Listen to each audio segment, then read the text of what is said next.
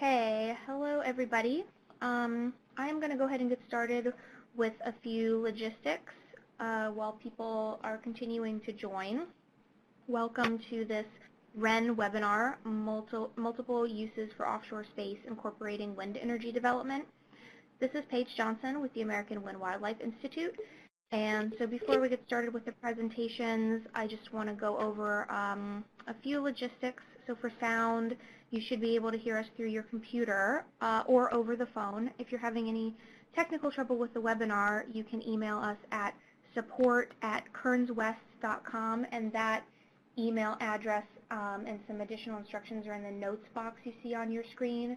So if you're having trouble hearing over your computer, you're welcome to call into the phone line.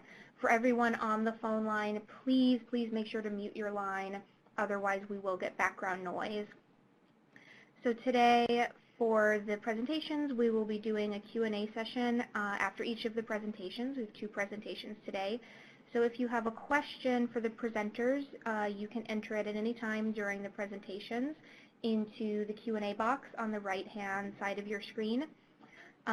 You will only be able to see the questions that you submit, not those submitted by others. So what we will do is read each question out loud for the presenters to respond to.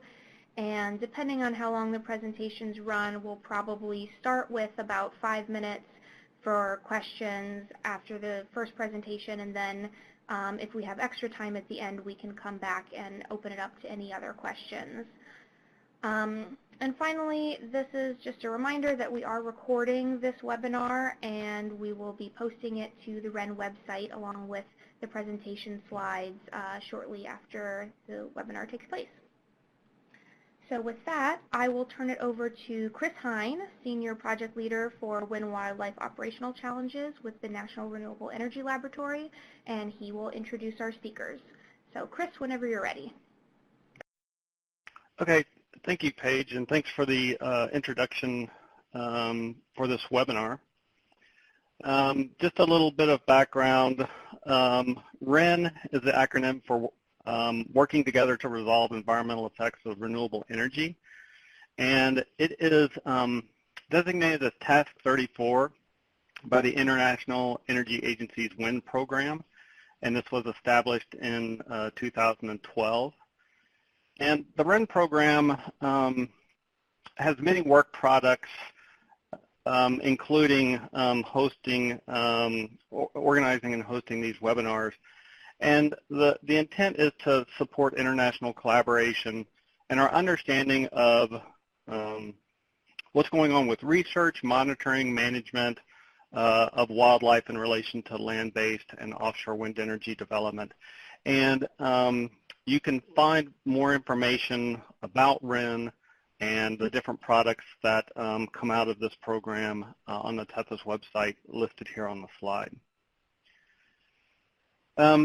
Today's topic is related to offshore wind energy development and the competition for space. And there's limited space for all of these different industries and conservation concerns. And so as with most WREN webinars, we try to get different perspectives from Europe and the US. And this is an ideal situation where we have a perspective from Europe, where wind energy development has existed for a couple of decades now, and from North America, where wind energy development offshore is relatively new, but with anticipated plans for rapid development. We have 2 speakers today. Dr. Coffis is with the Marine Scotland Science, and he joined that organization in 2012. And currently leads the Offshore Renewable Energy and Environmental Advice Group.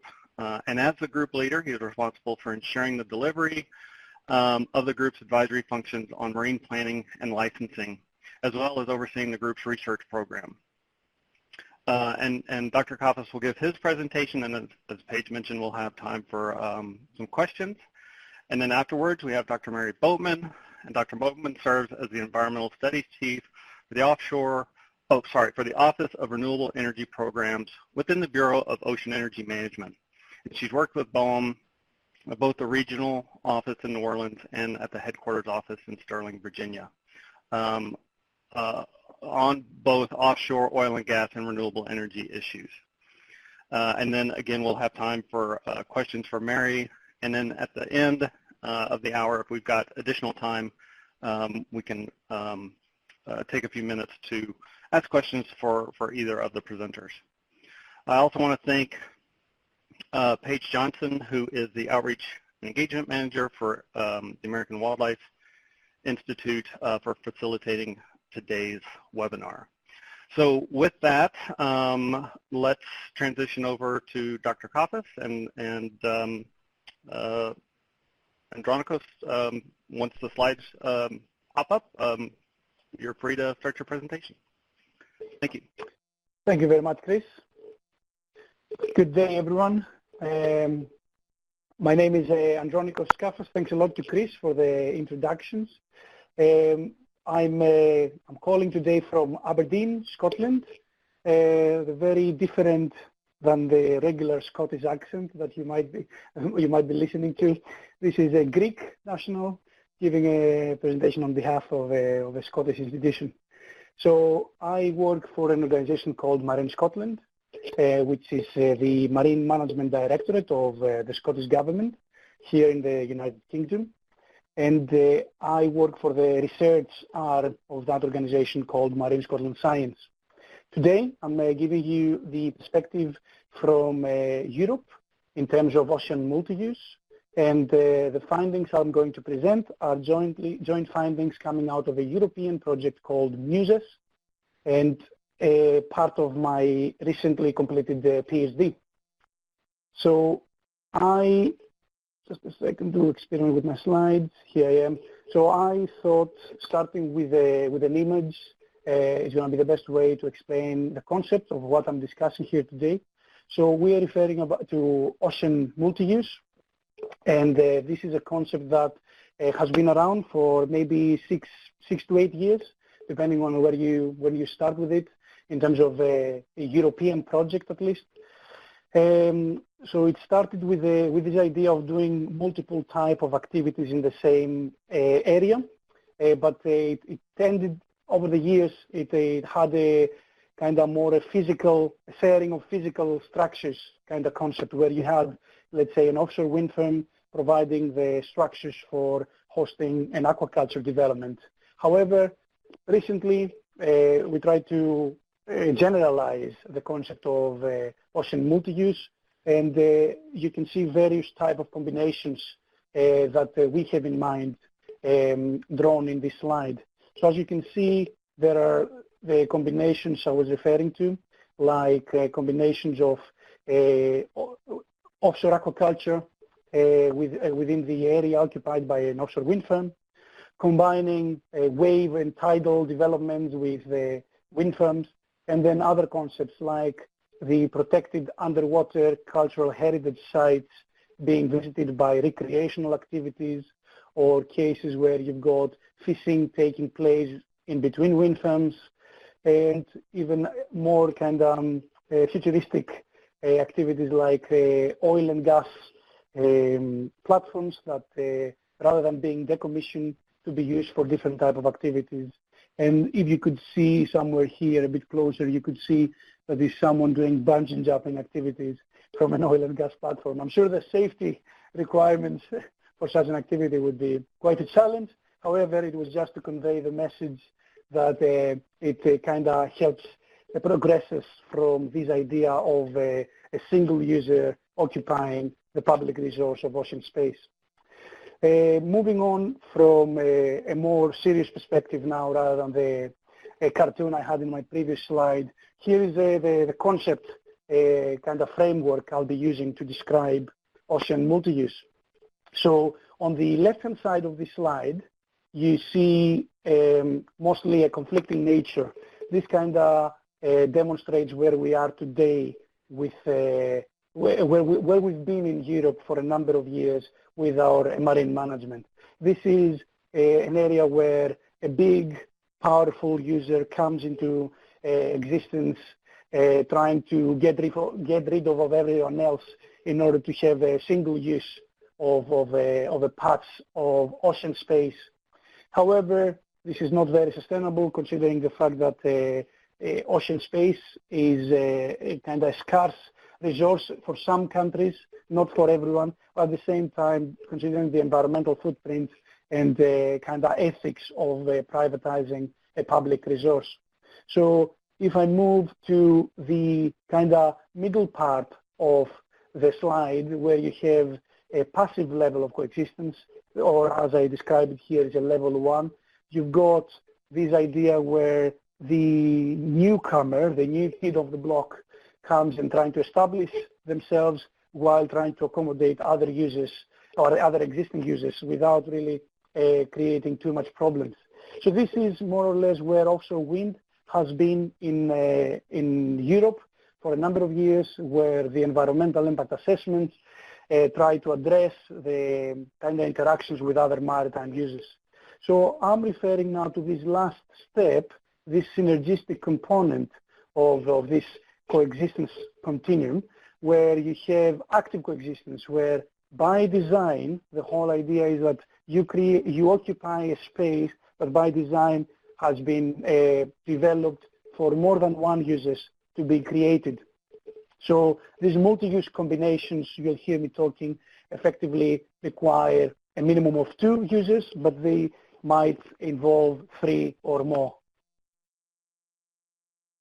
So the Multiuse project has been funded by the European Union. So in Europe, we have the European Union's Horizon 2020 program of research, which is the flagship research and innovation program of the European Union. And it's a highly competitive, all-inclusive funding program. And we've bid to undertake the Multiuse project, which stands for multi-use in European seas. And as you can see, it was a 2-year-long project with a number of partners scattered all around Europe. And what was quite unique for this project was the fact that it was exploring ocean multi-use from the perspective of all European sea basins. So starting from the top, from northern sea basins like North Sea and Baltic Sea, then the Eastern Atlantic Ocean, but also the Mediterranean Sea and Black Sea. So there have been over the years, maybe over the past decade, a number of projects by the European Union to try progress with this idea of ocean multi-use. I can hear some echo. Okay, so there was a number of activities funded by the European Union trying to promote the idea of multi-use. However, despite all the research program over the years, there have been limited real cases on the ground, really, that could be used as multi-use case studies. For this reason, this project, rather than focusing on a particular multi-use combination, it focused on the multi-use concept and and try to identify the barriers of why multi-use hasn't taken off in Europe. So identify all these policy, legal, and administrative barriers, but also try address the kind of more existential question of what are the benefits of establishing multi-use combinations.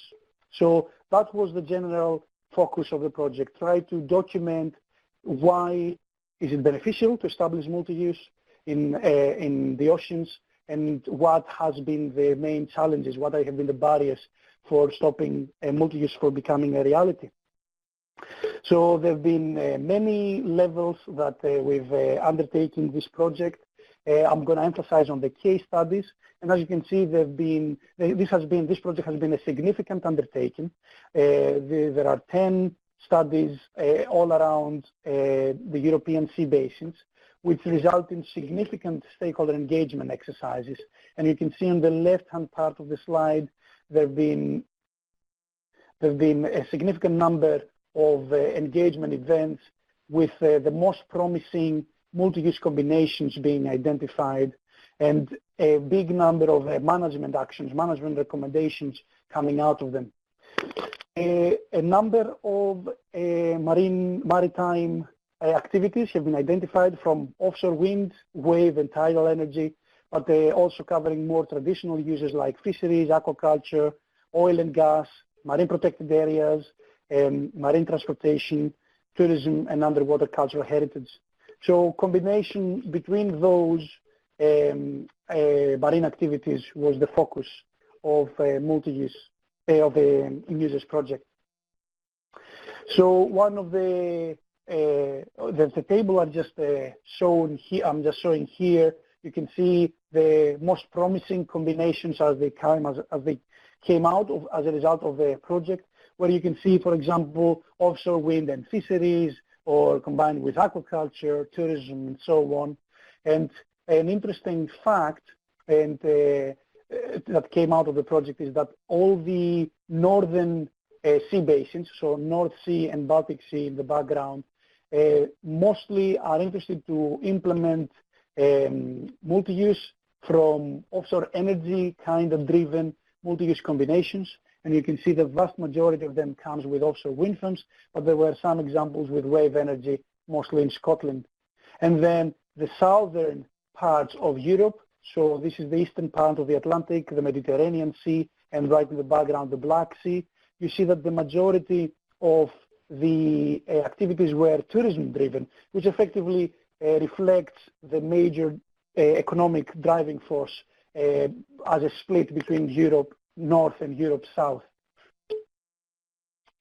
So the methodology to engage this multitude of cases, multitude of users, activities, and stakeholders was what we called DABI.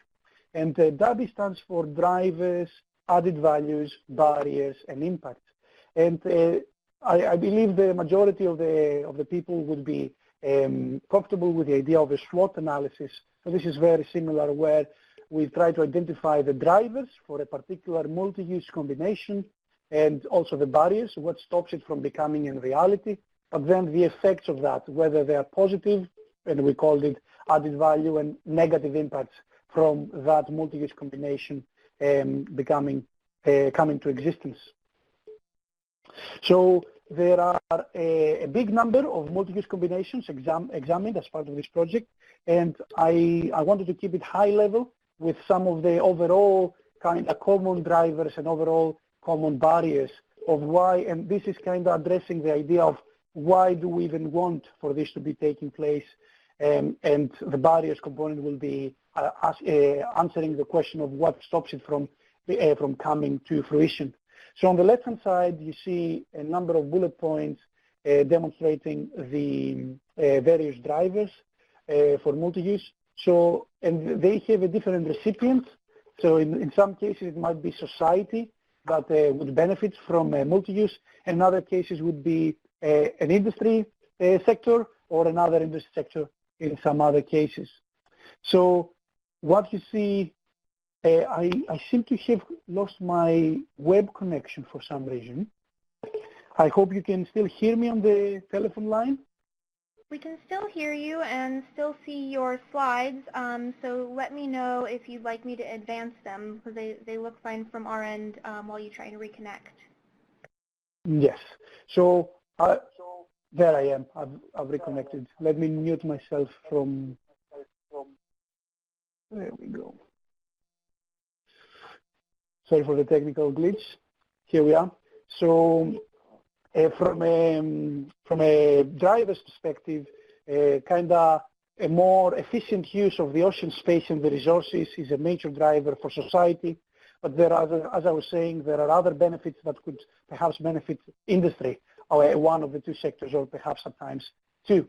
So, for example, they might provide opportunities for a sector to diversify. And these were cases like the tourism sector that could expand their seasonality. They can limit their seasonality and expand their seasonal presence, or it can provide an alternative source of revenue. If it was for a wind farm trying to establish an aquaculture farm, it provides other economic benefits for marine users, and it actually provides the opportunity for some of the for some of the marine activities to take place in places that they weren't feasible before, like offshore aquaculture might be feasible due to the presence of an offshore wind farm. And then talking about other type of activities like underwater cultural heritage and marine protected areas and the management component, it might provide a funding stream for such activities. And assuming just by bundling activities together and occupying a smaller amount of space, this might be an argument that there will be an ease of environmental pressures. In the case of barriers, one would ask why, if there are so many good reasons why this should be happening, why it hasn't been happening so far. So there are a number of barriers to this. A permitting regime in many countries around Europe is a barrier where the permitting regime is quite complex for single use. Imagine how complex it might look if you are trying to combine more than one activity in the same space. It comes with a high risk-value ratio where there is a major activity like an offshore wind farm taking place and then a kind of less economically important activity taking place, proposed to take place, and the risk it introduces to the whole activity is not proportionate to the value it brings.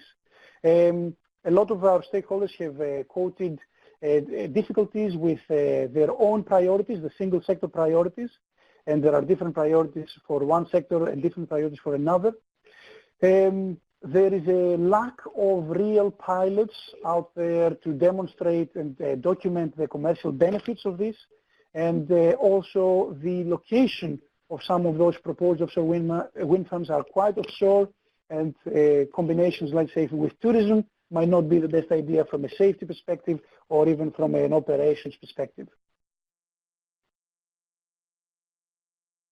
So the project, I have two slides just mostly to showcase the type of findings out of the project. So what you see here on the y-axis is the kind of level of integration of the multi-use concept by country in the x-axis.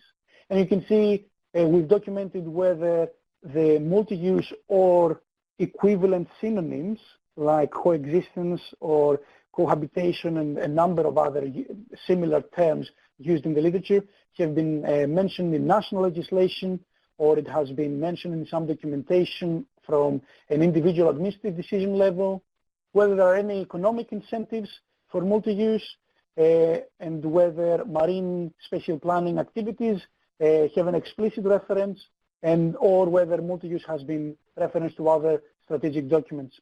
So you can see quite quickly that the Mediterranean Sea, so this is Southern Europe, the majority of the countries score quite high by the amount of appetite and kind of promises in their major documents. However, if you compare this to real developments taking place in the Mediterranean Sea, this would be more limited, which kind of documents the split between what documents say and what the reality is.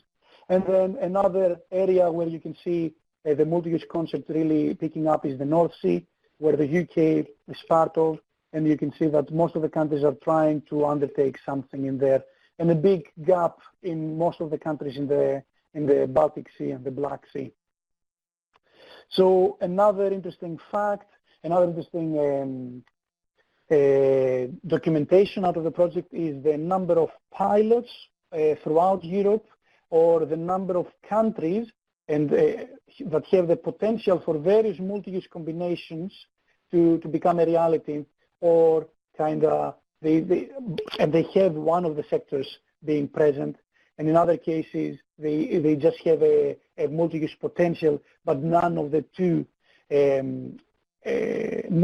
activities are taking place in there. So you can see these are the top 14 most promising multi-use combinations which have some sort of pilot throughout Europe, or they have some sort of favoring policy environment with one of the two sectors as described here being in existence, therefore being quite closer to this multi-use concept becoming a reality. So I would like to spend the last few minutes of my presentation focusing on a specific multi-use combination, and this is offshore wind farms and fisheries. The reason for my focus is this is my research portfolio. This was also linked to my part-time PhD, where the whole idea is to enable fisheries to resume their regular fishing effort levels to take place within an operational offshore wind farm once construction has been completed. So there are a number of reasons why either a fisheries body or an offshore wind farm developer would like to encourage such a coexistence, but there are also very good reasons for government to encourage such a coexistence. The biggest driver that we found to be the reason for such a coexistence has been the ability for developers to satisfy their license conditions. There are some indirect economic benefits from all the savings that can be done in the process from from avoiding having all the additional surveys that you might require for allowing a wind farm developer to deal with all of the complaints coming out from a fisheries perspective. From a government point of view, there are societal benefits from fulfilling food security and clean energy policies. And then from a technological perspective, all of the tools and the gears and the survey techniques are actually currently available. Therefore, this can become a driver for this becoming a reality. In terms of barriers, as I said, most of the stakeholders that we've interviewed quoted single sector challenges. In terms of fisheries, there is the common fisheries policy in Europe, which provides quite a lot of challenges for the fishing industry. But then in terms of renewable energy and wind farm developers, it was the kind of big challenges they face with securing subsidy funding. In the case of the UK, this is the contracts for difference framework. Then people were quoting inefficiencies, either in the consultation process or the various peculiarities of the lack of special policies for commercial fisheries, the lack of legal instrumentation for compensation when it comes to negative interactions between the two users, various spatial data issues, lack of existing approaches to document this interaction and encourage those interactions within the environmental impact assessment, but a big also a challenge with perceptions and power imbalances between the two users. So this is my second last slide to explain that all of this documentation of multi-use interactions between the various multi-use combinations, including the fisheries and wind farms, as I explained, resulted into a document which we call the action plan, which documents a number of management recommendations to overcome all those challenges and also encourage and promote all of these driving forces that drive multi-use combination. So on the left-hand side, you see the various multi-use combinations that the action plan addresses, and then what you see on the bottom part is all the barriers, as we've documented, that came out of the number of interviews we undertaken, and these are kind of depicted as a fence that blocks the potential of multi-use to realize. But then you've got a number of management recommendations coming out through the fence, and they are a number of priority lines that are coming out. To the interest of time, you'll see the website of the Multiuse project that you can follow and read more about the various management recommendations, which are quite relevant for setting the agenda, at least in Europe, of this concept of multi-use, and where perhaps our research focus will be happening. And lastly, if you're looking to have a further classification of these conceptual ideas of multi-use, as I described them, I wanted to raise the recent publication of a paper which presents the multi-use typology as it's coming out from the Multiuse project, published in Frontiers in Marine Science just a few days ago, with the most interesting fact being the typology we present in there, and we propose 4 types of multi-use, which depending on the level of connectedness in 4 different dimensions, we propose in there different levels of management action. So this is me. I invite you to have a closer look to some of the resources I've identified, and I'll be very happy to answer any questions or provide you with any further resources. Thank you very much. Thanks so much, Andronikos. So for anyone who has a question, please type it into the Q&A box and I will read it. Our first question is, has Marine Scotland started to think about how to introduce policies or other management actions to implement the most promising MUs for Scotland? And if so, how and what are the MU combinations? So the most promising, I may go to the appropriate slide actually. It helps with geographical presence. So for Scotland, if you're familiar with the offshore wind, the European offshore wind status quo, you'll know that the United Kingdom and Germany are the 2 countries leading at the moment. And in terms of projections, they are projected to be leading up until 2030 as well. So in terms of Scotland, offshore wind is the kind of main focus at the moment, but also there is a strong government focus on wave and tidal energy as well. And in terms of offshore wind, there is the fixed foundation offshore wind farms that have been around for a couple of decades, as Chris mentioned at the beginning, but also the floating offshore wind. And floating offshore wind is our focus at the moment, just because of the nature of floating wind and the kind of very big maturity of that sector.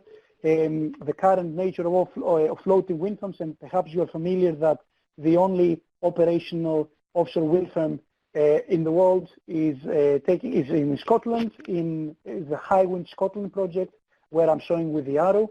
And in there are 5 floating wind turbines. And our focus is at the moment to try to demonstrate that the floating wind park is not really a dead zone for any other marine activity. And we're trying to develop ideas of allowing other users to take place within fixed foundation and floating wind foundation wind farms. And in fact, if I go back to my last slide, let me find my last slide somehow. Okay, here is. You'll see that one of the priority management actions is to have more real pilots, and I think this is where we are emphasizing our management measures, to have a few real pilots documenting the real potential and safe operation of some of our combinations. And in the case of commercial fisheries and offshore wind farms, as I explained, this will include the deployment of certain gears within offshore wind farms to demonstrate the safe operational aspects. And also we are exploring how, through our national marine planning exercises, we can encourage multi-use. There are already policies in there encouraging multi-use. However, there are no financial incentives, or there are no kind of other more stronger policies that would favor, let's say, a development that demonstrates multi-use potential over another one that doesn't demonstrate multi-use potential. So these are all areas we are currently exploring as a result from this project. Great, thank you. We have time for one more question. The question that came in is, have you done specific studies on improving fishing compatibility with wind farms in the Irish Sea? And if so, is it successful? So in the UK, there is a wonderful working group called FLOW, which stands for the Fisheries Liaison of Offshore Wind and Wet Renewables. And over the past maybe 10 years, developers, fishing industry representatives, and government officials are coming together, demonstrating a number of activities on the way of improving coexistence between fisheries and wind farms. And at the same time, Multiuse was running in parallel. And one of the major accomplishments of that group is a best practice guidance for the communications between developers and fishermen. There is also another very good guidance document for disruption settlements and mitigation and compensation. And over recent months, we are trying to go down the path of having the trials, as I was explaining, the real trials of demonstrating the coexistence between an operational wind farm and fisheries. The question mentioned IREC, and through that same group, there has been a recent study that demonstrated the kind of lack of return of fishing within operational wind farms in the IREC. Therefore, the major assumption within existing environmental impact assessment is that fishing will resume, at least in the UK, fishing will resume within operational wind farms. However, studies, at least in the IREC, demonstrate that fishing hasn't resumed due to the perception around safety. Therefore, that's why the focus, at least in Scotland and more widely in the UK and Europe, is to demonstrate with the actual trials the safe operation of gears within wind farms. Great, thank you. So in the interest of time, we're going to move on to our second speaker. If there are questions that we can get to and circle back with at the end of this webinar, we will do so. If not, I will talk to Chris and his team and see if we might be able to get the speakers to respond offline by text and then post the responses on the WREN website, which we've done before, so we could potentially do that. So Mary, I'm going to pull up your slides, and as soon as you see your slides, you will be ready to go. Okay, great. Thank you so much. And I first wanted to tell everybody thank you for participating in this webinar. Again, my name is Mary Boatman.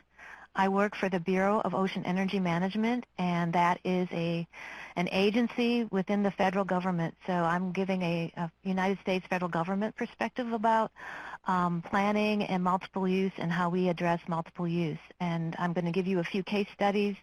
And first I'm going to go over our basic, who we are, how our planning process works, and then give you a couple case studies of how we've addressed multiple use. So first of all, the Bureau of Ocean Energy Management, we're in the Department of Interior, again, with the federal government, and we have responsibility for offshore oil and gas, for marine minerals, which includes beach renourishment projects, as well as offshore wind and other types of renewable energy in the ocean environment. Our mandate comes from the Outer Continental Shelf Lands Act, which says that we have a vital national resource. That would be the offshore wind, for example, and that we are responsible for expeditious and orderly development, which means a process for this development to occur while, having environmental safeguards. The Outer Continental Shelf for the United States begins at 3 miles offshore and extends out to 200 nautical miles, which is the EEZ. Within 3 miles, that's the responsibility of each state. It's divided up per state. So our big concern is greater than 3 miles from shore. Also in 2005, Congress passed an act, the Energy Policy Act, which gave our Bureau, which up until that time had focused on oil and gas, also the responsibility for offshore renewable energy, in the case offshore wind and offshore wave energy, current energy. So I wanted to go over a little bit about our process. Our process that we've developed first starts with the planning process. This takes about 2 years. And as a part of that process, we established something called intergovernmental task forces. These task forces are at the request of state governors. As I mentioned, there are 13 states, for example, along the Atlantic. A state governor would need to write us a letter and say, we would like to have offshore wind, we would like to establish a task force and start for the planning process. On the task force are other government agencies, part of the other federal government agencies, as well as state and local governments and tribal representation. And with that planning process, we identify an area, we go out and get public input on that area for information, narrow it down. We also do an environmental review, and that leads to an area that's being offered for lease, which is the second step. And with that lease sale of that area, we put out a proposed sale notice, again to the public to get input, and then a final sale notice. We hold an auction, and then we lease the area for development. Now, the company that wins the lease has the right to go out and do site assessment. They do not, however, have the right to build a wind farm until they have an approved construction and operations plan. So under the site assessment, this means they can go out and do various types of surveys, geophysical, geological surveys, biological surveys. They can also assess it for, they can put out a met tower or a buoy and assess the wind resources. And they have 5 years to make these assessments before they're required to submit their construction and operations plan. And then once we receive that plan, we do a review. If we approve the plan, then the company submits a facility design report, a fabrication report describing exactly how they're going to build it. And then eventually, after 25 years, they may resubmit their decommissioning report. So that's basically our process for how we go from having an area and wanting to have wind energy to actually having a wind farm built. Thus far, as you know, in the United States, we only have 5 active turbines off the state of Rhode Island, and those are actually in state waters and went through a state process. I'm going to give you one example here for the Rhode Island, Massachusetts, and the area off that. We held 8 task force meetings, again, and those are open to the public, allow for public input. We also had separate informational meetings. We did an environmental assessment, which also reaches out to the public, and we get a lot of public input. And we also have other engagement through stakeholder groups. And with that, through that process, we identified an area out in the OCS. Now I want to see these blocks are 3 miles by 3 miles. This was developed for oil and gas leasing. So the entire United States Outer Continental Shelf, at least off the contiguous United States and Alaska, has divisions in blocks. So these are jurisdictional lines. They actually have, confer rights, so they have legal precedence. And so we identified at certain blocks to be available. This was with the agreement of the governors of Rhode Island and governor of Massachusetts working with the federal government. And we've identified this area for potential leasing. We then examined that area. We had 2 companies come in with unsolicited proposals and say, yes, we want to develop. So there was interest by developers to develop. And you can see in the blue hash marks and the green areas. We also looked at other activities, and this is where we started with multiple use.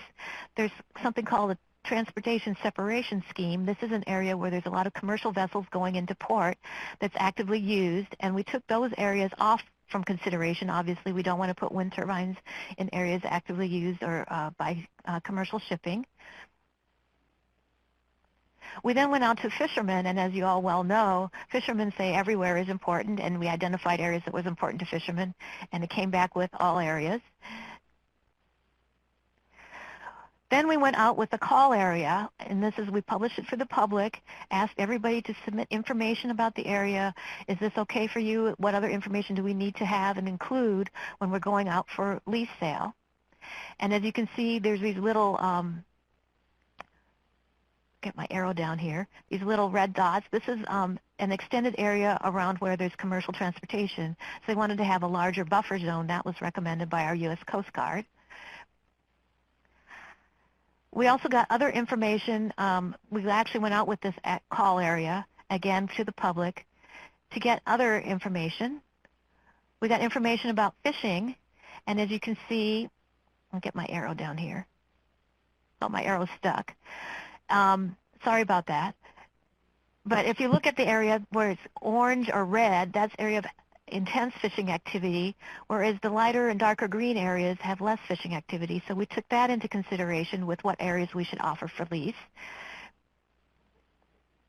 We also went out and looked at other uses, such as that by right whales.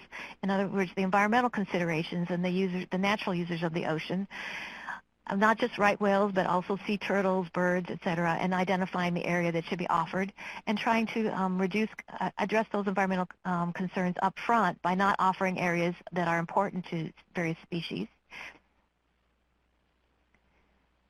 We also looked at visual impacts because that's a concern. As you can see, there are these different lines that are distances from, for some reason my arrow won't work, from shore. The green, bright green being a lot closer to shore. This is from land on Massachusetts and all the way out further, just to understand what the potential visual impacts would be.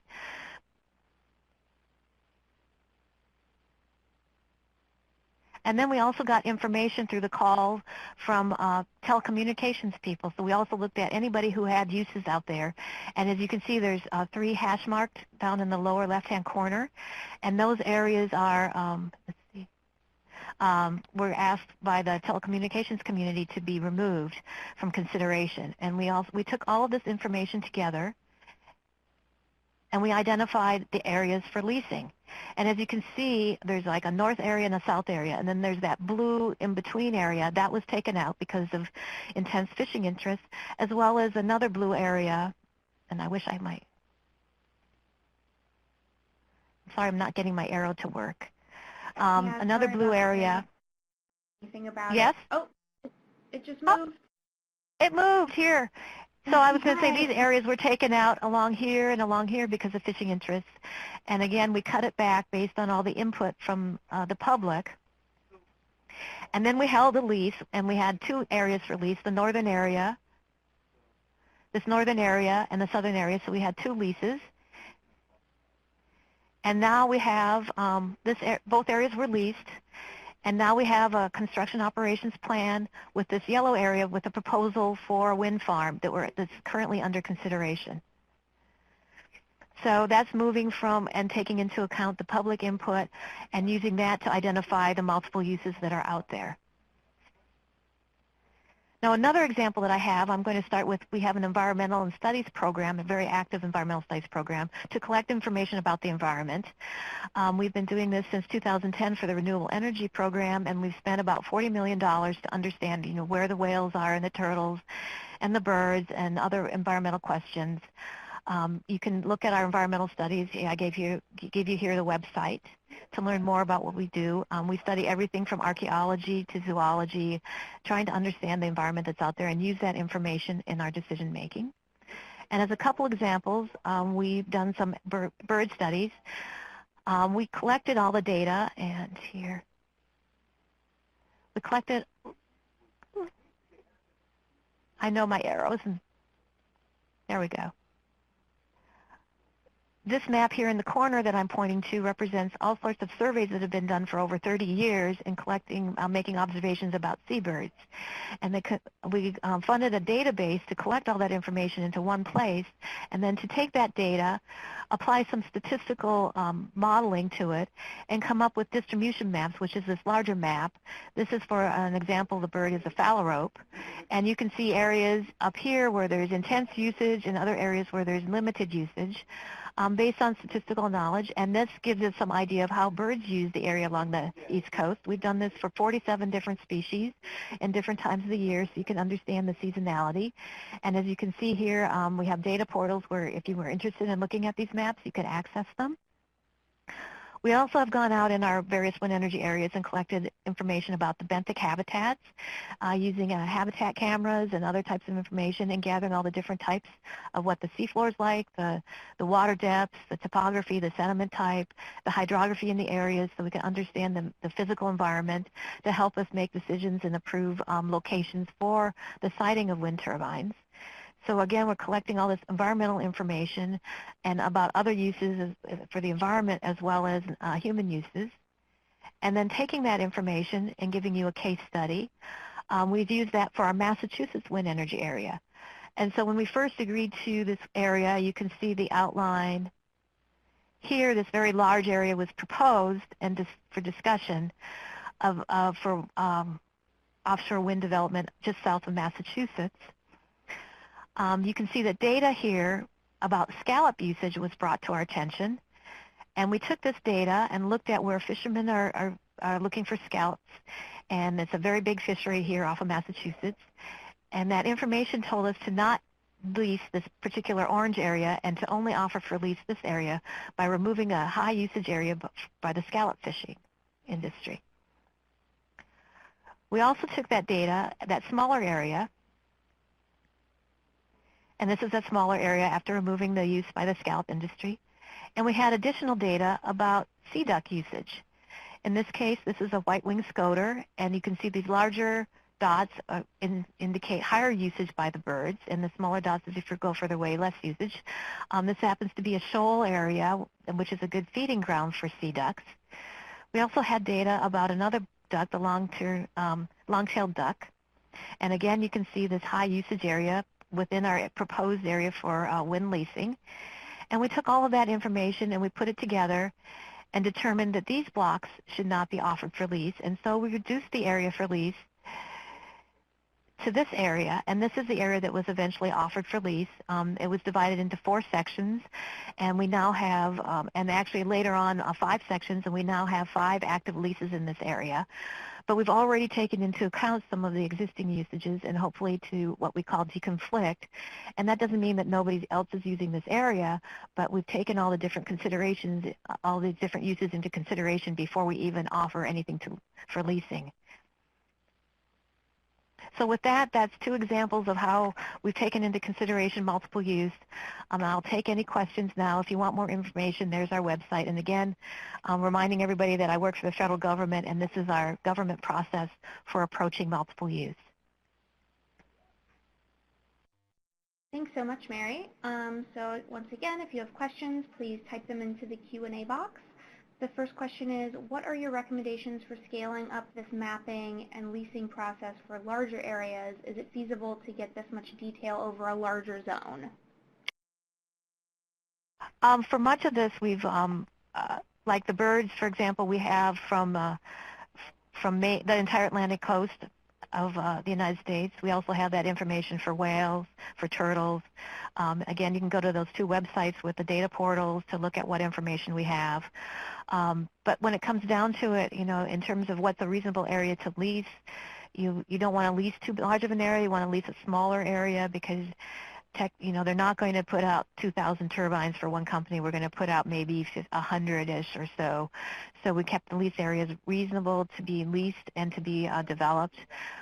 Again, also we have considerations, for example, which states, what their interests are, and we have done this more on a state-by-state and a little bit more localized.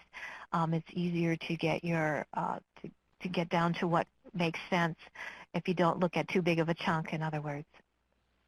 Okay? Great, thank you. All right, does anybody have any other questions for Mary? All right, the next question is, does recent feedback come from the fisheries sector? Does recent feedback from the fisheries sector align with the areas of high fishing intensity identified earlier in the process?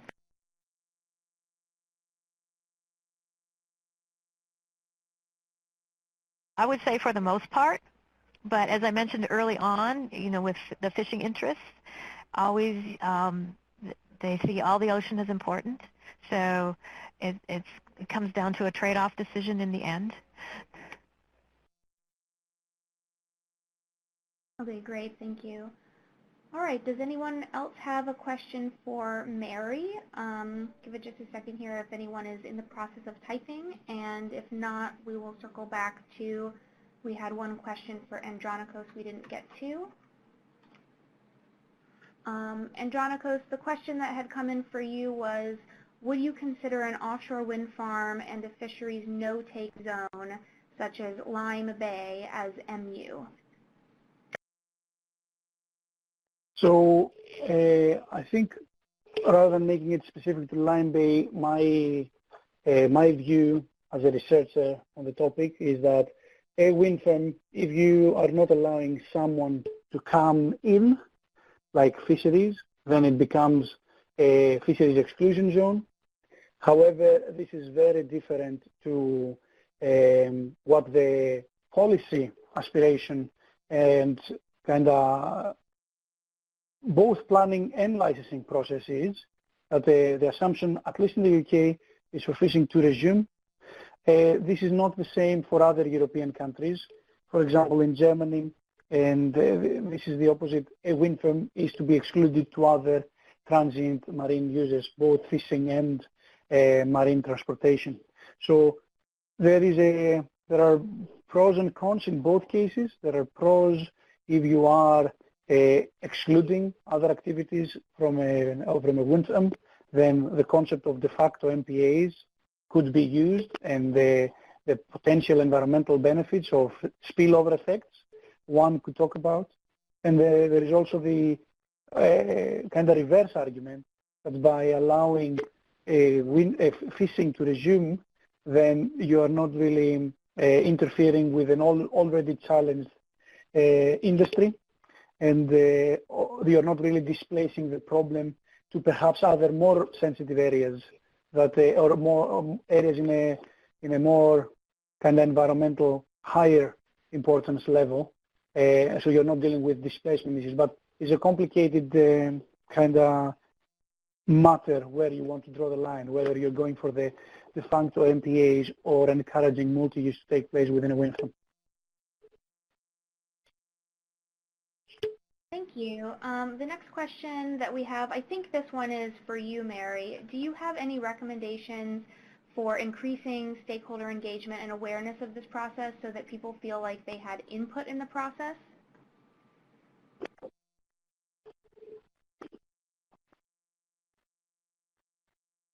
That's a challenging question, because I think engagement in the process, I know from BOEM's perspective that we make every opportunity. There's required opportunities, such as public comments on environmental impact statements, et cetera, as well as through our task forces where we advertise them, allow people to come offer their comments. We make things available to the public. We put our information out on our website. We have meetings as requested. So engagement is it's also on the side of the receiver, and so we do the best we can. We also get the opposite side where we've heard you come and talk to us too much. So you can almost sometimes, there's so many meetings, we can't attend all the meetings, we can't participate all the time, we have other things to do. So public engagement is always a challenge, and always trying to find a balance. And you just go out there and make as many opportunities as you possibly can. And that's what we try to do. Great, thank you. All right, we're getting really close to wrapping up. If anyone has a last-minute question, please go ahead and type it quickly. We could have time for one more short question, but if not, and I'm not seeing any other questions come in, I think we can go ahead and wrap it up. Chris, did you have any other anything else you wanted to share before we wrap up here? No, I just wanted to thank Mary and Andronikos again for giving these very informative presentations today, and thank everybody on the line for participating. So, of course, right after I said that, we did have one more question come in, so this will be our last question. We handle this pretty quickly. Andronikos, this is for you. You mentioned piloting floating offshore wind farms. How do you deal with the entanglement issues, marine mammals, fishermen, due to the network of cables in the water? Yeah, that's the whole concept. That's the whole research question: how to deal with a big footprint of all this cabling from anchoring and the actual cables. So I don't really have an answer to this. That's the whole idea. We're trying to have perhaps a project exploring the physical the physical operational parameters and the type of gears that one could consider, and maybe we'll result to the conclusion that mobile gears are banned completely just because of that entanglement risk. But then there might be other static gears like creels and pots that one could use instead, and they might have a kind of more vertical presence within the wind farm. But that's the whole area we'd like to focus on. Another way of dealing with it might be future design and architecture of the wind farm, individual wind turbine, micro siting and spacing in between, and leaving a corridor somewhere in the middle of the wind farm. But these are all speculative ideas and research ideas we'd like to explore to demonstrate some progress towards that huge entanglement risk. In terms of marine mammals, entanglement has not featured so much. I know it has featured in the US, but it hasn't featured as a risk so far in the UK. However, as we see more and more of these floating wind ideas, I think it will become more and more relevant, and we'd like to address that too.